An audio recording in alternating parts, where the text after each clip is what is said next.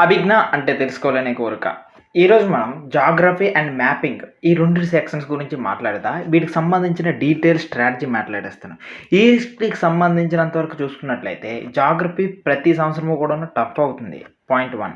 Second ఏంటంటే ఈ సబ్జెక్ట్‌లోన ఎక్కువగా కూడాను ఎట్లా అంటే చాలా ఎక్కువ సోర్సెస్ ఉన్నాయి. ఉదాహరణకి మనకి ఎన్‌సీఈఆర్‌టీ ఉంది. జీసీ లియాంగ్ ఉంది. అదే రకంగా పీఎంఎఫ్ ఐఏఎస్ బుక్ కూడా ఉంది. ఇన్ని బుక్స్ పరిస్థితి ఏంటి? అన్నిటికన్నా మించి జాగ్రఫీని తక్కువ రోజుల్లో ఎలా కంప్లీట్ చేయాలి? దీనికంటూ ఏదైనా ప్లాన్ ఉంటదా? అన్ని విషయాల్ని డీటెయిల్‌గా మాట్లాడేద్దాం. అన్నిటికన్నా మించి మీరు చదివేటప్పుడు, ఆ సబ్జెక్ట్ చదివేటప్పుడు, ఆ టాపిక్‌ని చదివేటప్పుడు ఏ రకంగా చదివితే బావుంటది అనే కాన్సెప్ట్స్ కూడాను కొద్దిగా హెల్ప్ చేసి చెప్పేస్తాను. ఈ సబ్జెక్ట్‌కి సంబంధించినంత వరకు కూడాను మేజర్‌గా మనకి ఈ 4 కాన్సెప్ట్సే కనిపిస్తాయి. Physical geography, Indian geography, human geography, mapping. ఇప్పుడు ఏం చేస్తానంటే ఒక్కొక్క సెక్షన్ గురించి ఇన్ డెప్త్‌గా ఏ రకంగా ఉంటది, ఏ రకంగా చదువుకోవాలి అనేది బాగా చెప్పేస్తా. ఫస్ట్ ఈ ఫిజికల్ జాగ్రఫీ గురించి మాట్లాడుకుందాం. యాక్చువల్లీ ఈ ఫిజికల్ జాగ్రఫీ అంతా కూడాను కాన్సెప్చువల్‌గా ఉంటది. పాయింట్ 1. సెకండ్‌ది ఇంకొక థింగ్ ఏంటంటే ఇక్కడ క్వెషన్స్ అనేవి ఆన్సర్ చేయగలిగేటట్లే ఉంటాయి. అంటే మరీ టఫ్ అని చెప్పలేం, మరీ ఈజీ అని చెప్పలేం. మనం గట్టిగా ట్రై చేస్తే మాత్రం క్వెషన్స్‌కి ఆన్సర్స్ చెప్పేయొచ్చు.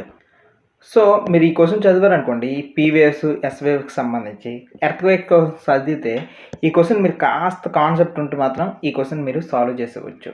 సో, ఇలానే ఉంటాయి ఫిజికల్ జాగ్రఫీ. ఇక్కడ కనిపిస్తున్న ఈ క్వెషన్ ఉంది చూడండి. ఈ క్వెషన్‌లో అంతా కూడాను ఎర్త్ అట్మాస్ఫియర్ ఉంది కదా! ఇది క్లైమేట్ అనే టాపిక్‌లో వస్తది. దీని గురించి తర్వాత మాట్లాడదాం. కానీ ఎందుకు చెప్తున్నానంటే ఈ టాపిక్ గురించి, ఇది యాక్చువల్లీ ఎన్విరాన్మెంట్‌లో కూడాను అక్కడ క్లైమేట్ చేంజ్‌కి సంబంధించి ఈ క్వెషన్‌ని చూడొచ్చు. అంటే ఇక్కడ జాగ్రఫీ ప్లస్ ఎన్విరాన్మెంట్ 2 ఇంటర్‌లింక్ అవుతూనే ఉంటాయి. సో, ఇక్కడ చదివారనుకుంటే అక్కడ ప్లస్ అవుతది. అక్కడ చదివితే ఇక్కడ ప్లస్ అయిపోద్ది. ఏదో ఒకటి. సో, మీకు ఈ ఎఫర్ట్స్ అనేవి చాలా తగ్గుతాయి. ఇక్కడ ఈ క్వెషన్ కూడా చూడండి. ఇది కూడాను ఫిజికల్ జాగ్రఫీ నుండి వచ్చింది. ఈ క్వెషన్ కూడాను కాస్త కాన్సెప్ట్ అర్థం చేసుకుంటే చాలు. Specific heat of water, temperature contrast ఈ 2 కూడాను మీరు కాన్సెప్ట్స్ అర్థం చేసుకుంటే చాలు. ఇక్కడ ఫిజికల్ జాగ్రఫీలో మొత్తం క్వెషన్స్ అన్నీ కూడాను చేయగలం. ఈజీగానే ఆన్సర్ చేయగలం. ఈ ఫిజికల్ జాగ్రఫీకి సంబంధించి మనం ఏంటి ఈ మేజర్ ఏరియాస్ ఏముంటాయంటే మొదటిది జియోమార్ఫాలజీ ఒకటుంటది. దాని తర్వాత ఓషియానోగ్రఫీ ఉంటది. దాని తర్వాత క్లైమాటాలజీ ఉంటది. మేజర్‌గా ఈ 3 టాపిక్సే ఉంటాయి. సో, మీరు గాని ఈ యొక్క ఫిజికల్ జాగ్రఫీని కంప్లీట్ చేస్తే 50% జాగ్రఫీ కంప్లీట్ అయిపోయినట్టే. మరి దీని సోర్సెస్ మాట్లాడేద్దాం. బేసు ఎన్‌సీఈఆర్‌టీ చేసుకోవచ్చు. క్లాస్ 11, క్లాస్ 12 ఈ 2 ఎన్‌సీఈఆర్‌టీస్‌ని. సో, ఈ ఫిజికల్ జాగ్రఫీ చూసుకుంటే మాత్రం ఫండమెంటల్స్ ఆఫ్ ఫిజికల్ జాగ్రఫీ ఒకటుంటది. సో, ఆ బుక్‌ని బేస్ చేసుకుంటే సరిపోద్ది సరిగ్గా. నెక్స్ట్ దీంట్లో కొన్ని పార్ట్స్ కొన్ని టాపిక్స్ మీద డెప్త్ ఇంకా కొద్దిగా పెరగాల్సి ఉంటది. సో, ఈ డెప్త్ పెరిగేటప్పుడు ఆ డెప్త్‌ని ఎక్కడి నుండి చూడొచ్చంటే ఇంకాస్త రిఫరెన్స్ బుక్స్ ఉంటాయి. జీసీ లియాంగ్ లేకపోతే పీఎంఎఫ్ఐఎస్ ఈ రెండిట్లో ఏదో ఒకటి సరిపోద్దనమాట. సో, ఇక్కడ చాలామందికి వచ్చే ప్రాబ్లమ్ ఏంటంటే ఏది ఫాలో అవ్వాలి, ఏంటి సంగతి అనేది యాజ్ యూజువల్ మీ చాయిస్ ప్రకారంగానే మీరు ఫాలో అయిపోవచ్చు. అయితే ఒకటి గుర్తుంచుకోండి. ఈ జీసీ లియాంగ్ అయినా, పీఎంఎఫ్ ఐఏఎస్ అయినా సరే రెండిటిని జస్ట్ రిఫరెన్స్ బుక్‌లా మాత్రమే చదవండి. అంతేగాని మొత్తం కూడాను రుబ్బేస్తాను, అంతా చదువుతానంటే చాలా బల్కీ అయిపోద్ది. ఎందుకంటే ఎన్‌సీఈఆర్‌టీలో ఉన్న ఇన్ఫర్మేషన్ చాలా వరకు జీసీ లియాంగ్ అండ్ పీఎంఎఫ్ ఐఏఎస్‌లో ఏదో ఒక దాంట్లో రిపీట్ అవుతూనే ఉంటది. సో, జస్ట్ యాడ్ చేసుకోండి. ఏమేమైతే టాపిక్స్ మీకు ఇంకా సరిపోలేదో ఆ టాపిక్స్‌ని రిఫరెన్స్ చేసుకుంటే యాడ్ చేసుకోండి. సో, ఇప్పుడు మీకేంటంటే ఎన్‌సీఈఆర్‌టీ బుక్‌ని బేస్ చేసుకోండి. ఆ బుక్‌లోని ఏదైతే ఇన్ఫర్మేషన్ లేదో అదంతా కూడాను దీంట్లో యాడ్ చేసేయండి ఈ ఎన్‌సీఈఆర్‌టీలో. ఇలా యాడ్ చేస్తే ఇదంతా కూడాను ఒక సింగిల్ బుక్‌గా మారిపోద్ది. ఇక మీరు సెకండ్ టైమ్, థర్డ్ టైమ్ చదివేటప్పుడు మీకు ఎలా ఉంటదంటే ఒకే బుక్‌లో అంత ఇన్ఫర్మేషన్ ఉంటది కాబట్టి రివిజన్ చేసుకోవడానికి చాలా బెస్ట్‌గా ఉంటది. అయితే చాలామంది ఇదే సబ్జెక్ట్‌కి డిఫరెంట్‌గా కూడాను వెళ్తారు. ఈ బుక్స్ నుండి కాకుండా కేవలం పీఎంఎఫ్ ఐఏఎస్‌ని మాత్రమే చదువుతారు. ఇలా పీఎంఎఫ్ ఐఏఎస్ చదివారనుకోండి ఎన్‌సీఈఆర్‌టీ సేమ్ చదవాల్సిన అవసరం లేదు. కేవలం ఒకటే బుక్‌గా చదవాలని అనుకుంటారు. అది కూడాను చెయ్యొచ్చు. మీ చాయిస్. ఎవరి కన్వీనియన్స్ బట్టి ఆళ్ళది. అయితే ఇంకొక ఆల్టర్‌నేటివ్ కూడాను చూపిస్తాను. యూట్యూబ్‌లో చాలామంది టీచర్స్ రెడీగా ఉన్నారు చెప్పడానికనమాట. సో, ఆ టీచర్స్ ఉదాహరణకి హిందీలో అయితే అవైలబుల్‌గా ఉన్నారు. తెలుగులో అయితే ప్రస్తుతానికి లేరు. రాజా తమిళ్ మేడం అనుకుని ఒక ఆమె ఉన్నారు. ఈ రాజా తమిళ్ మ్యామ్. సో, ఈవిడ హిందీలో చెప్తారు. ఈవిడ యొక్క క్లాసెస్ వింటే చాలు. వినేసి ఆవిడ చెప్పిన నోట్సెస్ చదువుకుంటే చాలు. మరి ఈ బుక్స్‌కి ఈటికి అంతటికి వెళ్ళాల్సిన పని కూడా ఉండదనమాట. సో, డిఫరెంట్ చాయిసెస్ ఉంటాయి. కానీ అన్నిటికన్నా స్టాండర్డ్ ఏంటంటే మీరే బుక్స్ చదువుకొని దానికి ఈ యాడ్ చేసుకొని దీని అంతటికి కలిపి ఒక సింగిల్ నోట్స్‌గా చేసుకుంటే దానంత ఉత్తమం లేదు. ఎందుకంటే మీరే ఇక్కడ కింద పడ్డారు, పైకి లేచారు, ప్రతిదీ మీరే తెలుసుకుంటున్నారు కాబట్టి మీకు వచ్చే కమాండ్ అనేది వేరేలా ఉంటుంది. నేను ఇప్పుడు ఎలా మాట్లాడుతున్నా ఆ రకంగా కమాండ్ వచ్చేస్తుంది అనమాట. అది మేజర్ సిచ్యువేషన్. అయితే మీరు యూట్యూబ్ హెల్ప్ బాగా తీసుకోవాలి దీనికి. ఎందుకంటే ఇక్కడ యూట్యూబ్ హెల్ప్ లేకపోతే ఫిజికల్ జాగ్రఫీ అయినా కాస్త కష్టం. ఇమేజెస్ ఇవన్నీ చూడాల్సి ఉంటుంది కాబట్టి యూట్యూబ్కి అయితే నేను లెసన్స్ ఆల్రెడీ చెప్పేస్తున్నాను. లెసన్స్ అన్నీ ఫ్రీగానే ఉంటాయి స్టూడెంట్స్కి అయితే. ఓకే, దీనికైతే కమర్షియల్ ఏమి ఉండదు. ప్రతి ఒక్కరికి చదువు అందాలి అంతే, ఆ కమర్షియాలిటీ ఏమి ఉండదు. సో యూట్యూబ్లో క్లాసెస్ నావైతే ఉంటాయి. నెక్స్ట్ మీకు ఇంకెవరైనా దొరికితే చూడండి, రాజా తమిళ్ మ్యామ్ అని చెప్పాను కదా, ఆవిడ నోట్స్ ఆవిడ క్లాసెస్ కూడా బాగుంటాయి. కాకపోతే ఆవిడ హిందీ. ప్రస్తుతానికి ఈ రకంగా యూట్యూబ్లో వీళ్ళ యొక్క సపోర్ట్ మీరు తీసుకోవచ్చు. ఇప్పుడు మీకు ఒక నోట్స్ చూపిస్తాను. ఈ నోట్స్ ఎవరిదంటే ఒక టాపర్ నోట్స్ అనమాట. ఆయనకి ఆల్ ఇండియా ర్యాంకు 10 వచ్చింది, సత్యం గాంధీ అనుకొని. ఆయన నోట్స్ మీకు ఒకసారి చూపిస్తాను రిఫరెన్స్గా. అండ్ ఆయన నోట్స్ని కూడా మన దాంట్లో మెటీరియల్ సెక్షన్లో ఉంటుంది, మన యాప్లో. మీరు మెటీరియల్ సెక్షన్లోకి వెళ్ళి కూడా హ్యాపీగా చూసేవచ్చు. సో రిఫరెన్స్గా మీకు చూపిస్తాను ఆయన నోట్స్ ఏ రకంగా ఫ్రేమ్ చేసుకున్నారు ఏంటి సంగతిని. సో ఫస్ట్ లెసన్ ఎలాగో జాగ్రఫీకి అవసరం ఉండదు. సో ఈ జాగ్రఫీకి అవసరం లేనప్పుడు ఇదిగో ఇది. సో ఈ నోట్స్ యొక్క ఎఫెక్ట్ చూడండి ఎంతలా చేసుకున్నారు. సింగిల్గా ఒకటే పేజీలో ఒక లెసన్ అంతా కంప్లీట్ అయిపోద్ది.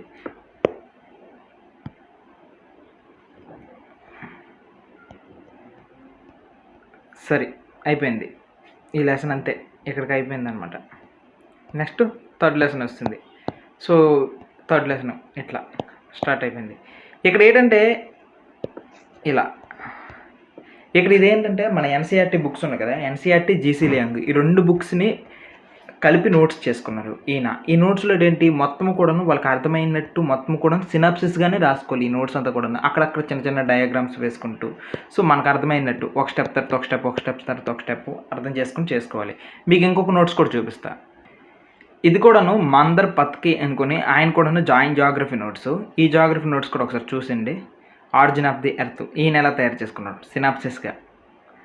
దాని తర్వాత చిన్న చిన్న డయాగ్రామ్స్ వేసుకున్నారు, మళ్ళీ సినాప్సిస్ చేసుకున్నారు, మళ్ళీ చిన్న చిన్న డయాగ్రామ్స్, అంతే. అంటే ఏవైతే ఇంపార్టెంటో, ఏవైతే తను గుర్తు పెట్టుకోవాలని అనుకుంటున్నారో వాటిని మాత్రమే నోట్ చేసుకుంటూ ఉన్నారు. సో ఈ నోట్స్ మీరు చూసాక మీకు ఒకటి అర్థమైపోయి ఉంటుంది, మీకు ఒక క్లారిటీ వచ్చి ఉంటుంది. ఈ నోట్స్ అంతా చూసాక హార్డ్ వర్క్ అనేది చాలా అవసరం జాగ్రఫీ పాయింట్ ఆఫ్ వ్యూలో. అందుకే సివిల్ సర్వెంట్స్ అంటే చాలా ఎక్కువ కష్టపడతారని వింటుంటారు కదా, ఇదే మేజర్ రీజన్. ఎందుకంటే వీళ్ళు మల్టిపుల్ టైమ్స్ చదవాలి, ముందు బుక్ని మల్టిపుల్ టైమ్స్ చదవాలి. ఎన్సీఆర్టీని జీసీ లియాంగ్ని ఏదైతే మీరు తీసుకుంటారో దాన్ని మల్టిపుల్ టైమ్స్ చదివిన తర్వాత మీకు ప్రతి కాన్సెప్ట్ గుర్తుంటుంది అని అన్న తర్వాత అప్పుడు ఏం చేస్తారంటే ఈ నోట్సెస్ని నేను ఆల్రెడీ మెటీరియల్ సెక్షన్లో పెడతాను కాబట్టి వాటిని చూడండి, వాటిని రిఫర్ చేయండి, వాళ్ళు ఎలా నోట్స్ ఫ్రేమ్ చేసుకున్నారు అనుకొని. సో ఇక్కడ ఏంటంటే నోట్స్ మేకింగ్ చేసేటప్పుడు మీకు వచ్చిన ఇన్ఫర్మేషన్ని కాస్త తగ్గించి ఏదైతే గుర్తుంచుకోవాలి, ఏదైతే అక్కడ రాయాలి సీక్వెన్స్ ఉందో వాటిని మాత్రం వేసుకుంటూ డయాగ్రామ్గా చేసుకోవాలన్నమాట. అట్లా ఉంటుంది. సో ఇప్పుడు ఏమవుతుందంటే మీరు ఫస్ట్ ఎన్సీఆర్టీని బాగా చదువుకొని జీసీ లియాంగ్ లేకపోతే పిఎంఎఫ్ఐఏఎస్ని దీంట్లో డంప్ చేస్తున్నారు, సింగిల్ సోర్స్ అయింది. అయితే ఇంకా కొంతకాలం అయిన తర్వాత ఏం చేస్తున్నారు, ఇలా ఫైనల్గా మీరు ప్రిలిమ్స్కి కానీ ఫైనల్గా ప్రిపేర్ అయ్యేటప్పుడు దాని నుండి మళ్ళీ నోట్స్ తయారు చేసుకుని ఒక సింగిల్ బుక్గా తయారు చేసుకుంటున్నారు. సో ఈ రకంగా ఇప్పుడు ఏమవుతుంది, ఆ బుక్ని ఇక మీరు మల్టిపుల్ టైమ్స్ చదువుకోవడమే, ఆ నోట్సే మీకు ఇప్పుడు దేవుడు దెయ్యము అన్నీ ఆ నోట్సే. సో చదివేసి వరాలు తెచ్చుకుంటారో చదవకుండా భయపడతారో మీదే చాయిస్ అనమాట. ఇది ఫిజికల్ జాగ్రఫీకి సంబంధించినంతవరకు. అయితే ఫిజికల్ జాగ్రఫీలో మేజర్ థింగ్స్ ఏంటంటే ఈ ఫిజికల్ జాగ్రఫీని చదువుకునేటప్పుడు ఈ మేజర్ ఇష్యూస్ని బాగా గుర్తుంచుకోండి. అన్ని ఎన్సీఆర్టీ కాన్సెప్ట్స్ మీకు మైండ్లో ఉండిపోవాలి. ఇది ఫస్ట్ మీ గోల్ అవ్వాలి. సెకండ్ ఏంటంటే పీవైక్యూస్ని బీభత్సంగా ప్రాక్టీస్ చేయండి, ఎందుకంటే ఇది బాగా రిపీట్ అవుతాయి. నెక్స్ట్ పీవైక్యూస్ని మీరు చదివేటప్పుడు థీమ్స్ని అబ్జర్వ్ చేయండి. ఉదాహరణకి ఎర్త్ క్వేక్స్ అనే టాపిక్ పైన బీభత్సంగా ఇష్టం, యూపీఎస్సీకి బాగా ఇష్టం. సైక్లోన్ అనే టాపిక్ పైన బాగా ఇష్టం. నెక్స్ట్ ఓషన్ సాలినిటీ పైన బాగా ఇష్టం. అంటే ఈ టాపిక్ ఈ థీమ్స్ యూపీఎస్సీ వాడికి ఇష్టమని అనిపిస్తే మనం ఏం చేయాలి, వీటి మీద ఎక్కువ వర్క్ చేస్తాం, ఎక్కువ స్టాండర్డ్ బుక్స్ని రిఫర్ చేసి ఎక్కువ నోట్స్ని గ్యాదర్ చేసి అదంతా సింగిల్ బుక్గా మార్చుకుంటాం. అది మేజర్. ఇప్పుడు మీకు సైక్లోన్ అనే టాపిక్ చూపిస్తాను చూడండి. ఈ సైక్లోన్ అనే టాపిక్ ఏ రకంగా ఉంటుంది యాక్చువల్లీ ఇక్కడ చూడండి. 2020లో ఈ క్వశ్చన్ ఇచ్చాడా, సైక్లోన్స్ బేస్ చేసుకొని రిపీట్ అయ్యింది కదా. నెక్స్ట్ ఇదే క్వశ్చన్ 2015లో కూడా సైక్లోన్ బేస్ చేసేదిగా వచ్చాయి. సో ఈ రకంగా కొన్ని థీమ్స్ ఉంటాయి బాగా వరల్డ్‌లో ఎక్కడ ఈ సిట్యుయేషన్ జరిగినా సైక్లోన్స్ అనేవి ఏదో ఒక ప్లేస్‌లో వస్తూనే ఉంటాయి కదా! వాడికి నచ్చిందంటే ఆ సైక్లోన్ గురించి క్వెషన్స్ అడిగేస్తాడు. ఇలాంటి థీమ్స్ కొన్ని ఉంటాయి. నెక్స్ట్ ఈ సైక్లోన్ అనే టాపిక్‌ని మళ్ళీ మెయిన్స్‌లో కూడాను చూపిస్తాను చూడండి. 2013 ఉంది కదా! ఈ 2013లో చూడండి రీసెంట్ సైక్లోన్ ఉందా క్వెషను? వచ్చిందా? నెక్స్ట్ చూడండి మళ్ళీ 2014లో కూడాను ట్రాపికల్ సైక్లోన్స్. ఇలా ఉంటది పరిస్థితి. సో, మీరు థీమ్స్ బేస్డ్‌గా అబ్జర్వ్ చేయండి. పీవైక్యూస్‌ని బాగా అనలైజ్ చేయండి. అనలైజ్ చేస్తే మీకు ఈ రకంగా క్వెషన్స్ అనేవి బాగా దొరుకుతాయి. ఏ థీమ్స్ బాగా అడుగుతున్నాడో రీసెర్చ్ చేసి, అనలైజ్ చేసి వాటి మీద ఫోకస్ చేసి చదివితే ఎందుకు రాదు ర్యాంకు? ఆబ్వియస్‌లీ వస్తది. కాకపోతే హార్డ్ వర్క్ అనేది ఇంపార్టెంట్. ఇంకో విషయం చెప్పడం మర్చిపోయాను. ఏంటి అంటే జీసీ లియాంగ్ చదివేటప్పుడు మీకు ఈ జీసీ లియాంగ్ చదివేటప్పుడు దాంట్లో ల్యాండ్ ఫార్మ్స్ అనే ఒక టాపిక్ ఉంటది. ఆ టాపిక్ మీరు స్కిప్ చేసేయండి. ఎందుకంటే 10 ఇయర్స్ నుండి దాని మీద క్వెషన్స్ రావట్లేదు. సో, క్వెషన్స్ రాని విషయం పైన ఎందుకు అంత ఎక్కువ కష్టపడి చదవడం? సో, ల్యాండ్ ఫార్మ్స్ అనే టాపిక్ నుండి క్వెషన్స్ రావట్లేదు కాబట్టి స్కిప్ చేసేయండి ఈ ఫిజికల్ జియోగ్రఫీలో. ఆ తర్వాత ఫిజికల్ జియోగ్రఫీలో మనం మాట్లాడేది ఈ బయోమ్స్ అనే టాపిక్ గురించి. యాక్చువల్లీ బయోమ్స్ అంటే ఏంటి అనంటే క్లైమాటిక్ రీజన్స్. మన భూమి మీద టోటల్‌గా 11 క్లైమేట్ రీజన్స్ ఉన్నాయన్నమాట. సో, అయితే ఎందుకు దీని గురించి కూడా మాట్లాడాల్సి వస్తుందంటే ప్రతి సంవత్సరం ఒక క్వెషన్ వస్తుంది. ప్రతి సంవత్సరం కాదు, ప్రతి ఆల్టర్నేటివ్ ఇయర్ ఒక క్వెషన్ వస్తుందన్నమాట. సో, ఎందుకు విడిచిపెట్టాలి అనవసరంగా? అయితే దీన్ని ఫిజికల్ జియోగ్రఫీకి సంబంధించిన ఎన్‌సీఈఆర్‌టీ నుండి కాకుండా జీసీ లియాంగ్‌లో పార్ట్ 2 మొత్తం క్లైమేటాలజీ గురించే మాట్లాడుతది. సో, ఈ క్లైమేటాలజీ గురించి మాట్లాడిన దాంట్లో ఈ బయోమ్స్ గురించి కూడా ఉంటాయి. సో, ఇక్కడ మీరు వీటి గురించి ప్రతి బయోమ్ గురించి కూడాను ఇందులో డీటెయిల్‌గా మాట్లాడతారు. మీరు ఏం చేస్తారంటే మొత్తం చదవాల్సిన అవసరం లేదు. వాటి యొక్క వెదర్ ఏంటి? ఒక్కొక్క బయోమ్ యొక్క వెదర్ కండిషన్ ఎలా ఉంటది? అక్కడున్న వెజిటేషన్ ఏంటి? అక్కడున్న ఫానా ఏంటి? ఓకేనా? ఈ మూడిటిని మీరు అబ్జర్వ్ చేయండి. ఈ మూడిటిని మీరు అబ్జర్వ్ చేస్తే చాలు. నెక్స్ట్ ప్రతి ఒక్క హ్యూమన్ జియోగ్రఫీకి సంబంధించిన కాన్సెప్ట్స్ ఏవైతే ఉన్నాయో వాటి గురించి లైట్‌గా చదవండి అంతే. మరీ డెప్త్‌గా ఏం వెళ్ళిపోకండి. కానీ ఈ బయోమ్స్ గురించి చదివేటప్పుడు గుర్తుంచుకోండి వెదరు, వెజిటేషన్, ఫానా ఈ మూడిటిని మాత్రం బాగా గుర్తుంచుకోవాలి. మీకు ఇన్ కేస్ ప్రిలిమ్స్‌లో బిట్లుగా అడిగినా, ఎదురుగా అడిగినా ఎక్కువగా match the following, statement 1 is correct, wrong, one of the above following ఈ రకమైన క్వెషన్స్ వస్తాయి. మీరు అది కంప్లీట్ చేసినప్పటికి ఎలా ఉండాలంటే ఈ బయోమ్స్ ఈ టోటల్ టేబుల్ ఉంది కదా! ఈ టేబుల్‌ని మీరు చూడకుండా మీరే వేసేసేలాగా ఉండాలనమాట. అంతలా నేర్చేసుకోండి. సో, అలా నేర్చుకుంటే ఈ బయోమ్స్ అనే కాన్సెప్ట్ మీరు నేర్చుకున్నట్టు అండ్ దీనికి పూర్తిగా న్యాయం చేసినట్టు. Human Geography. ఈ హ్యూమన్ జియోగ్రఫీని ఎలా చదవాలి? ఏ బుక్స్ చదవాలి? అని చూసుకుంటే మనకు ఆల్రెడీ ఎన్‌సీఈఆర్‌టీస్ ఉన్నాయి. ఎన్‌సీఈఆర్‌టీస్‌లో ఈ బుక్‌ని మీరు చదవాల్సిన అవసరం లేదు. ఎందుకు అనంటే ఈ ఫండమెంటల్స్ ఆఫ్ హ్యూమన్ జియోగ్రఫీని చదవదంటున్నానంటే ఎకానమీలో మీరు చదువుతారు. ఈ పాపులేషన్ గురించి, మైగ్రేషన్ గురించి ఈ టాపిక్స్ అన్నీ మీరు చదువుతారు కాబట్టి ఇక్కడ ఈ బుక్‌ని మీరు ఇగ్నోర్ చేసేయవచ్చు. ఎందుకంటే నెక్స్ట్ ఇంకొక రీజన్ కూడా ఉంది దీని వెనక. ఈ బుక్ అప్డేట్ అవ్వట్లేదు బ్రో. సింపుల్‌గా చెప్పాలంటే ఈ బుక్ అప్డేట్ అవ్వట్లేదు. సో, అప్డేట్ అవ్వని దాని గురించి అనవసరంగా కష్టపడడం వేస్ట్. దాని తర్వాత ఈ హ్యూమన్ జియోగ్రఫీకి చదవాల్సిన బుక్ ఏంటంటే ఇండియా పీపుల్. ఇది ఉంది కదా! ఈ ఇండియన్ పీపుల్ అండ్ ఎకానమీ ఉంది కాబట్టి ఈ బుక్‌ని మీరు చదివేస్తే సరిపోద్ది. ఇది 12థ్ క్లాస్ బుక్ కాబట్టి. అయితే ఈ బుక్‌లో కూడాను మొత్తం అన్ని చాప్టర్స్ చదవాల్సిన అవసరం లేదు. మనకున్న ప్లస్ పాయింట్ ఏంటంటే కొన్ని సెలెక్టెడ్ చాప్టర్స్ చదివితే సరిపోద్ది. సో, ఆ సెలెక్టెడ్ చాప్టర్స్ ఏంటి ఇప్పుడు మీకు చెప్తా. అవేంటో కూడాను నీట్‌గా ఎక్స్‌ప్లెయిన్ చేసి అది ఇండెక్స్‌ని కూడా చూపించేసి నీట్‌గా చెప్పేసి ఒలిచేసి ఇచ్చేస్తా అరటిపండు ఒలిచినట్టు. ఇది ఇండెక్స్ ఇండియన్ పీపుల్ అండ్ ఎకానమీకి సంబంధించింది. దీంట్లో ఫస్ట్ 4 లెసన్లు ఉన్నాయి కదా! ఈ 4 లెసన్లు మీరు ఏం చదవాల్సిన అవసరం లేదు. ఎందుకంటే ఇదంతా ఎకానమీలో మీరు చదువుతారు. నెక్స్ట్ వేరే బుక్కుల్లో చదువుతారు కాబట్టి ఏం అవసరం లేదు. ఇక్కడ మనం మాట్లాడుకోవాల్సింది ఏంటంటే ఈ fifth lesson land resources and agriculture ఉంది కదా! ఇది మనకి ఇంపార్టెంట్. ఎందుకంటే మనకి జియోగ్రఫీలో చాలా క్వెషన్స్ వస్తాయి. ఒక క్రాప్ ఫీచర్స్ అన్నీ ఇచ్చేసి ఇవి ఏ ఏరియాలో పండుతాయి, ఇది ఏ రకమైన పంట అవుతది అనుకుని అడుగుతారు. సో, చెప్పాల్సిన అవసరం వస్తది. దాని తర్వాత వాటర్ రిసోర్సెస్ అది important. Minerals and energy resources ఉన్నాయి కదా! ఇది మాత్రం చాలా ఇంపార్టెంట్ అనమాట. సో, ఈ మినరల్ అండ్ ఎనర్జీ రిసోర్స్. దాని తర్వాత నెక్స్ట్ మనం మాట్లాడుకోవాల్సింది ఏంటంటే ఇక్కడ మ్యానుఫ్యాక్చరింగ్ ఇండస్ట్రీస్ ఉన్నాయి కదా! ఈ మ్యానుఫ్యాక్చరింగ్ ఇండస్ట్రీస్ అనేది కాస్త ఇది మెయిన్స్‌కి కూడా హెల్ప్ అవుతది. ఎందుకంటే ఇది కాస్త థియరిటికల్‌గా ఉంటది ఈ టాపిక్‌కి సంబంధించి. ఎందుకంటే ఒక ఇండస్ట్రీని ఇక్కడ పెట్టడానికి మేజర్ రీజన్ ఏంటి అనే దాని విషయంలో ఆ పాయింట్ ఆఫ్ వ్యూలో ఇది ఎక్స్‌ప్లెయిన్ చేస్తూ ఉంటది. సో, ఈ రకంగా చదివేటప్పుడు మీకు కూడా చాలా నాలెడ్జ్ వస్తది. ఎందుకంటే ఒక ఫ్యాక్టరీని పెట్టడానికి ఇన్ని రీజన్స్ ఉన్నాయా? అక్కడ రా మెటీరియల్ దొరుకుతుందా? అక్కడ ట్రాన్స్‌పోర్ట్ ఫెసిలిటీ బాగుంటుందా? లేకపోతే అక్కడ చీప్ లేబర్ దొరుకుతున్నారా? లేకపోతే అన్నిటికన్నా మించి అక్కడ టెక్నాలజీ బాగుందా? లేకపోతే గవర్నమెంట్ పాలిసీస్ బాగున్నాయా? ఇవన్నీ కూడాను ఇలాంటి వాటన్నిటిని బాగా డీటెయిల్‌గా ఎక్స్‌ప్లెయిన్ చేస్తదనమాట ఈ టాపిక్. అయితే ఇదంతా కూడాను ఇంపార్టెంట్ ఈ 4 లెసన్లు. ఆ తర్వాత మీరు నెక్స్ట్ ఫోకస్ చేయాల్సింది ట్రాన్స్‌పోర్ట్ అండ్ కమ్యూనికేషన్.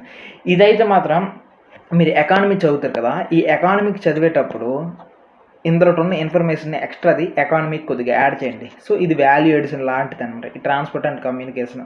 సో, ఎందుకంటే ఇది రకరకాల ట్రేడ్ రూట్స్ అన్నిటి గురించి చెప్తది. దాని తర్వాత ఇంటర్నేషనల్ ట్రేడ్ ఉంది. ఈ టాపిక్ కూడా చాలా ఇంపార్టెంట్.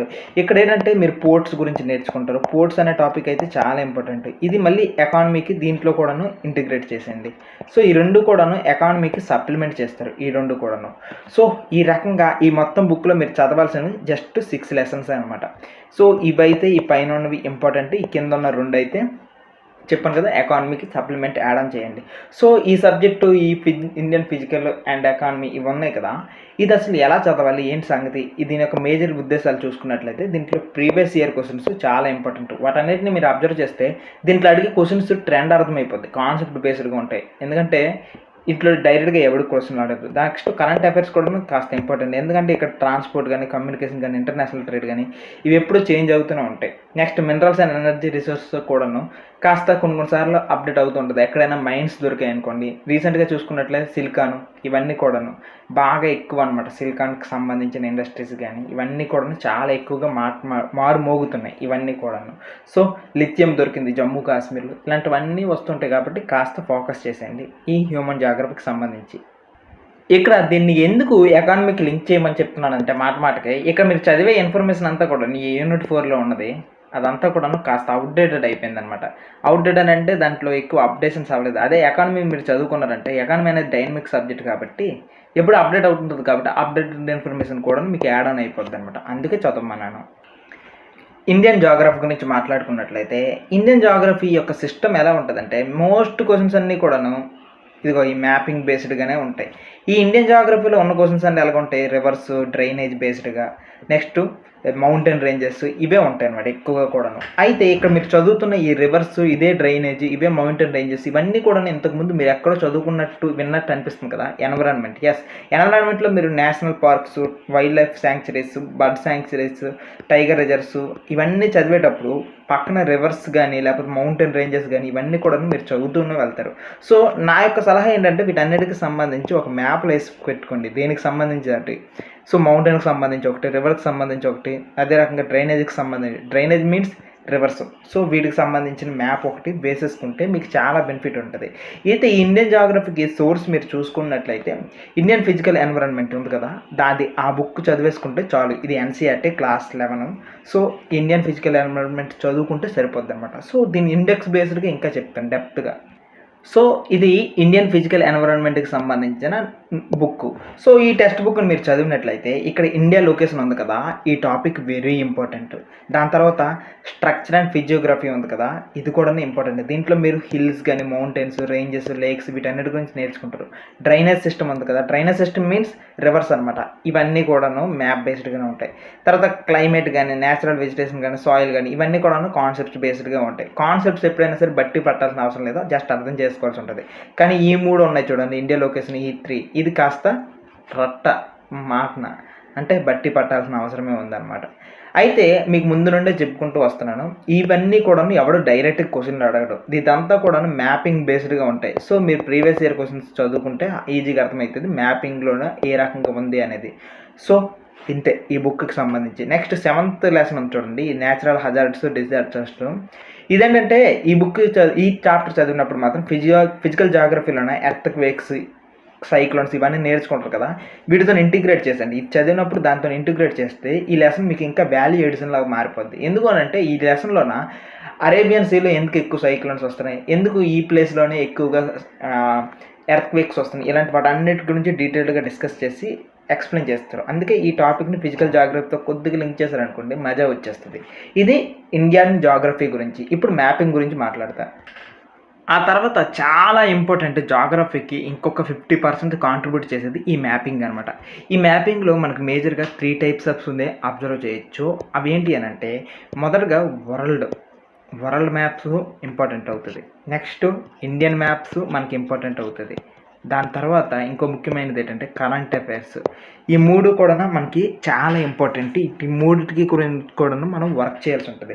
అయితే ఏం చేస్తానంటే నేను ముందు వరల్డ్ మ్యాప్‌కి సంబంధించి ఏ రకంగా వర్క్ చేయాలి అనేది స్ట్రాటజీ చెప్తా. ఈ వరల్డ్ మ్యాప్‌ని మనం చూసుకున్నట్లయితే మేజర్‌గా ఇక్కడ మనకి ఏం అబ్జర్వ్ చేస్తాం? ఏంటి సంగతి? దీన్ని ఎలా అంటే ముందు మనకు వరల్డ్ మ్యాప్‌కి సంబంధించి ఒక బుక్ కావాలి. అదేంటంటే ఆక్స్‌ఫర్డ్ స్టూడెంట్ అట్లస్ అయినా మీరు తీసుకోవచ్చు. లేదంటే ఓరియంట్ బ్లాక్ స్వాన్ అని కూడా ఆ బుక్ ఉంటది. రెండిట్లో కూడాను 2 బానే ఉంటాయి. అయితే మీ చాయిస్. మీరు ఏది తీసుకోవాలనుకుంటారో తీసుకోండి. అయితే ఇప్పుడు ఇది ఏ రకంగా చదవగలని అనుకుంటారంటే వరల్డ్ మ్యాప్ మీరు తీసుకున్న తర్వాత ఫస్ట్ అసలే మనకి 7 కాంటినెంట్స్ ఉన్నాయి కాబట్టి ఒక్కొక్క కాంటినెంట్ బై కాంటినెంట్ నేర్చుకోవడం స్టార్ట్ చేయండి.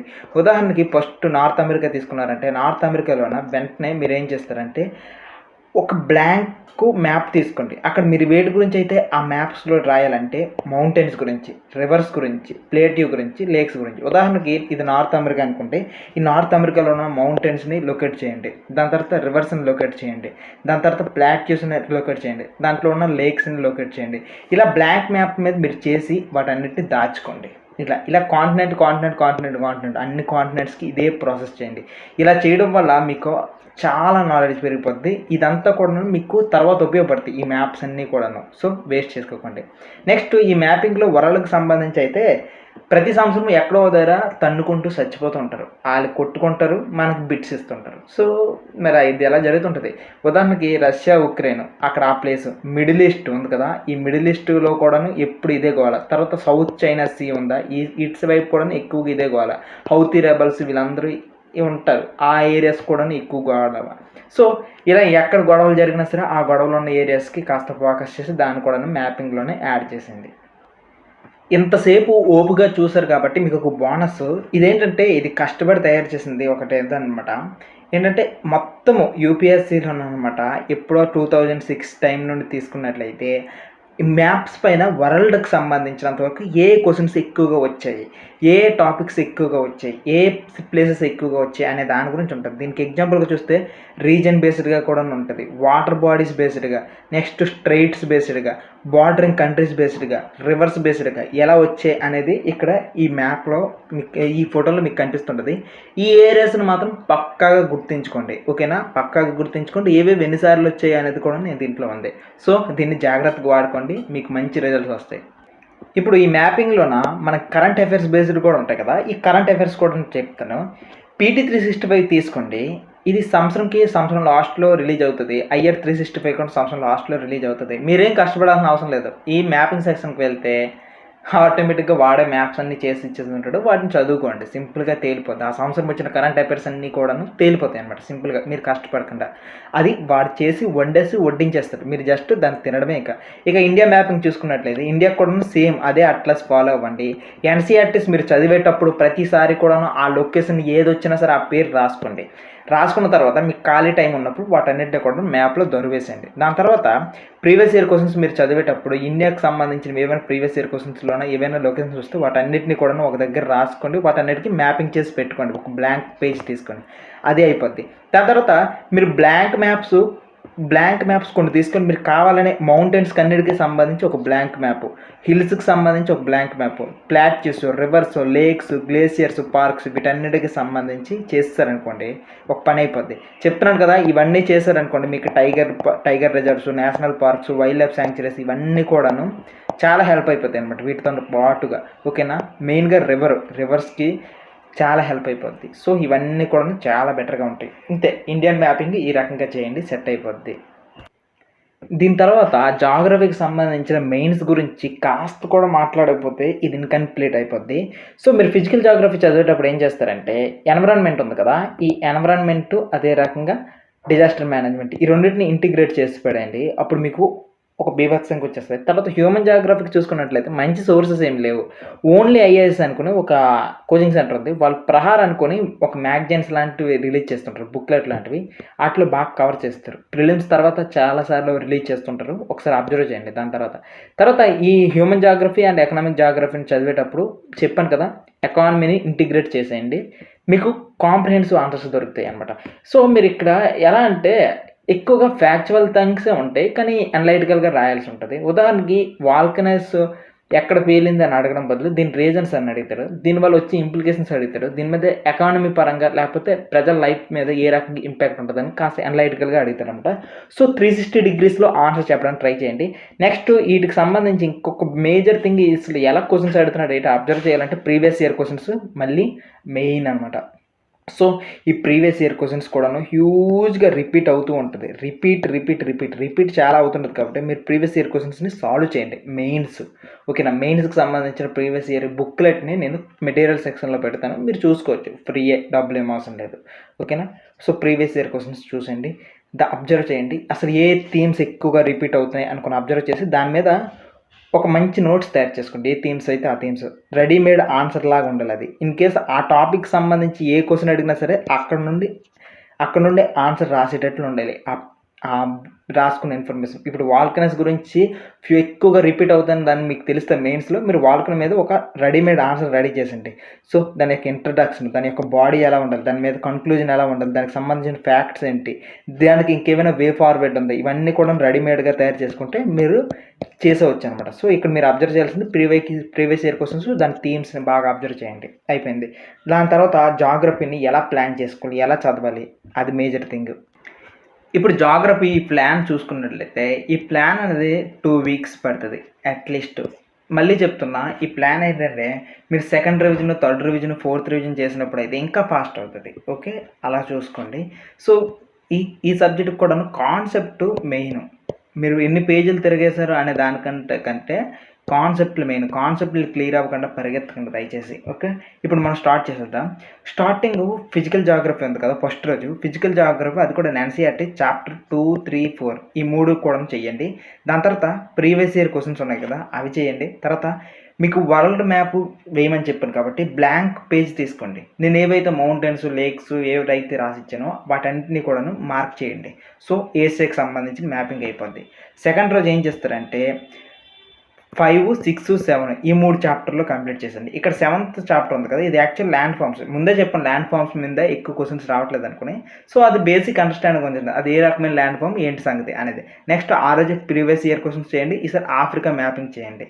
సో అది అయితే ఈ 2 కూడా చూస్తే మీరు జియోమార్ఫాలజీ కంప్లీట్ చేసినట్టే, ఇది కంప్లీట్ చేస్తే.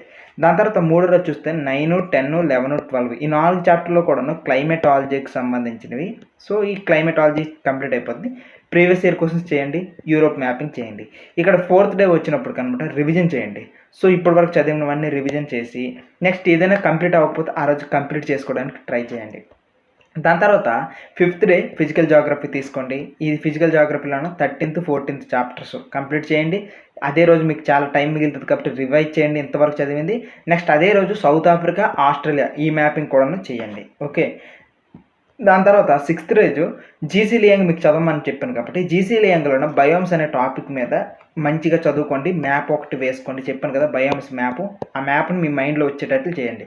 ఇక 7th రోజు వచ్చిన తర్వాత కంప్లీట్ ఏవైతే కంప్లీట్ చేయలేదో అవన్నీ కంప్లీట్ చేసుకోండి, రివిజన్ చేసుకోండి ఫుల్ డే. నెక్స్ట్ మ్యాపింగ్ను కూడాను చేసుకోండి. ఓకే, మ్యాపింగ్ కూడాను రివైజ్ చేసుకోండి మేజర్గా కూడాను.